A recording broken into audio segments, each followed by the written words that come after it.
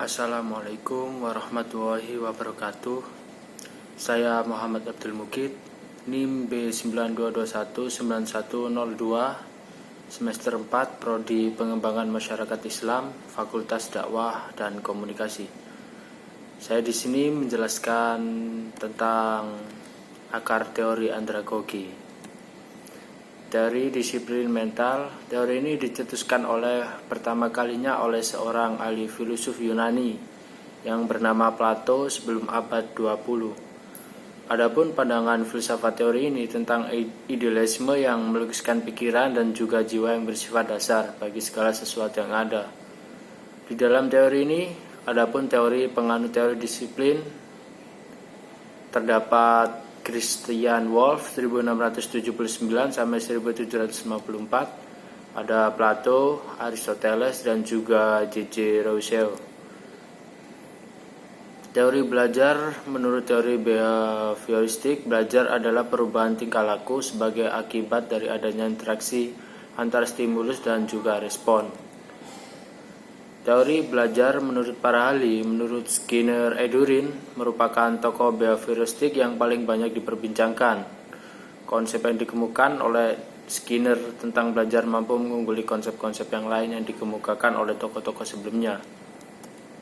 Menurut Jeremy Brenner, menganggap bahwa belajar itu meliputi 3 proses kognitif, yaitu memperoleh informasi baru, transformasi pengetahuan, dan menguji relevansi dan ketepatan pengetahuan. Teori belajar bermakna menurut David Ausubel, yaitu suatu proses pembelajaran di mana siswa lebih mudah memahami dan juga mempelajari, karena guru mampu dalam memberi kemudahan bagi siswanya sehingga mereka dengan mudah mengaitkan pengalaman atau pengetahuan yang sudah ada dalam pikirannya. 4 tipe belajar menurut Ausubel, yaitu yang pertama, belajar dengan penemuan yang bermakna. Kedua, belajar dengan penemuan yang tidak bermakna. Yang ketiga, belajar menerima ekspositori yang bermakna. Dan yang terakhir, belajar menerima ekspositori yang tidak bermakna. Prinsip-prinsip belajar bermakna menurut Ausubel ada 4, yaitu yang pertama, pengatur awal. 2, diferensiasi progresif. 3, belajar superordinat. Yang 4, penyesuaian integratif.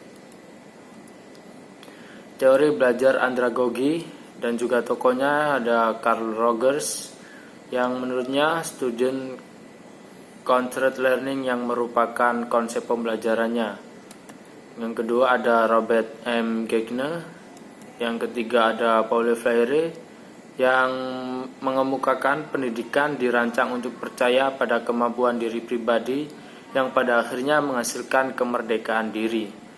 Demikian dari saya. Wassalamualaikum warahmatullahi wabarakatuh.